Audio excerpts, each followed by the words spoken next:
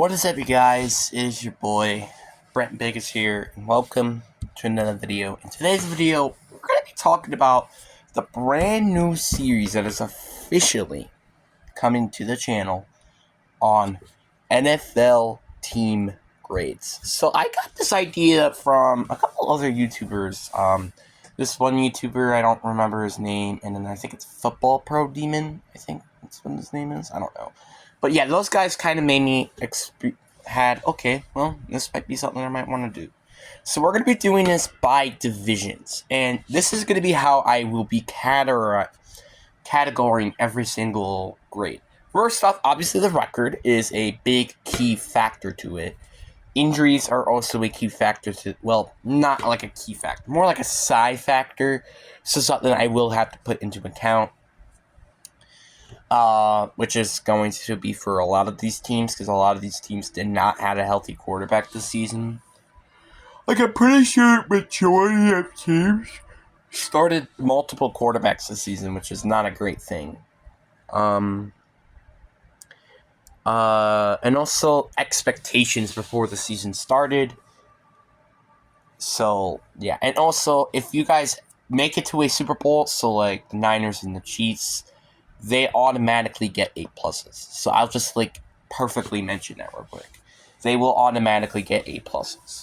And some teams, depending on expectation wise, they will be getting A+ as well. It depends. Okay, it depends. Okay, good. But anyway, let's get into this video. So we're going to start off with the NFC West. Let's just do it by categorizing. And we're going to start up with the worst team in the NFC this year, which I guess wasn't really a shocker to anybody. It was the Arizona Cardinals. The Arizona Cardinals is a bit hard for me to rank because this team is this team is not having a lot of expectations. And a lot of people have thought this was going to be the worst team in the league, which they weren't. And honestly, they did show some signs of actual potential a bright future ahead of them. So honestly, it's kind of hard to pinpoint how good this team is going to be.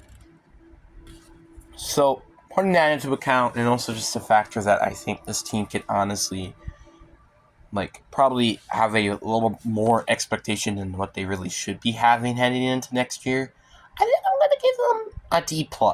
The only reason why I'm giving them a D+ and not an F is because of the factor that they weren't expected to even be the fourth worst team. Everybody was thinking this was going to be either the worst or second worst team.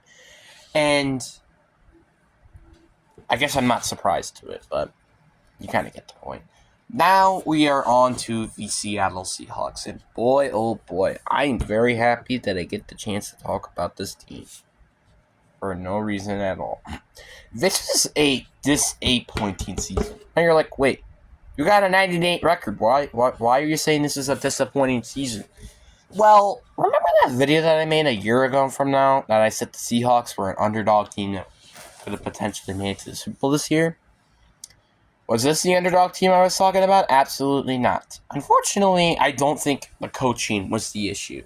I think it's just a lot of the issues. I do think maybe offense was a bit of an issue, and I just didn't like the consistency on offense. It's one game you can have 40 points, and then the next game we're going to have 14. So it's there was a lack of consistency in there. And same thing you can also say with defense.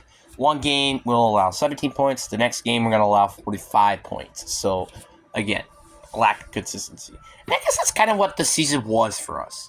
Lack of consistency. That was the issue with us this season.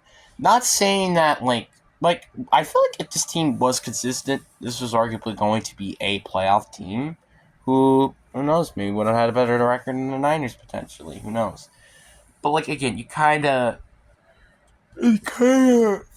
hard to explain,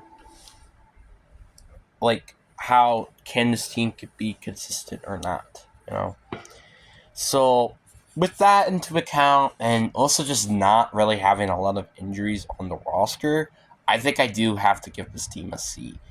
I do get this team a C because, again, I think, like, not any team is going to probably get, like, a D or something if you went 9-8 this season.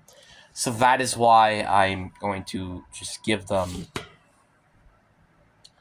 a C, because, like, they did win 9-8, and they were one game out of the playoffs, and honestly, they could have actually made it if it weren't for a missed field goal. So technically, if they did win that one game, they would have gone against the Dallas, which you never know, they could beat them or not, and then they basically would have been like the Packers, but not exactly. So yeah, we got the Rams. This is an interesting team to talk about because on the one hand, they went 10-7, and nobody was expecting them to. But on the other hand, they also lost to a team that also unexpectedly played that good. So, mano y mano. Like, the Rams were pretty good this year, despite with some injuries heading into the season as well, and honestly, with very low expectations. But to me, I do think this team does deserve a B plus. I just like if they did win a playoff game, I would say maybe A, borderline on an A plus. But that's if they won a playoff game, which they didn't. So that's why I put them at a B plus and not at like an A or something. Like, I mean, I feel like you guys could be pretty happy with that grade. Like I'm literally giving you a so much better grade than the Seahawks, and I'm a Seahawks fan. I think you should be pretty happy with that, Rams fans. And then you have the 49ers. I already said this before before we were talking about these teams. They got an A+. And I don't think it even takes any explanatory. You won the NFC. You were the first seed. You basically did everything except won a Super Bowl. Really? Like if percent-wise, I would say 97, which is borderline of an A+, but yeah, still. But anyway, that is going to be it for this episode. Hope you guys enjoy. Peace.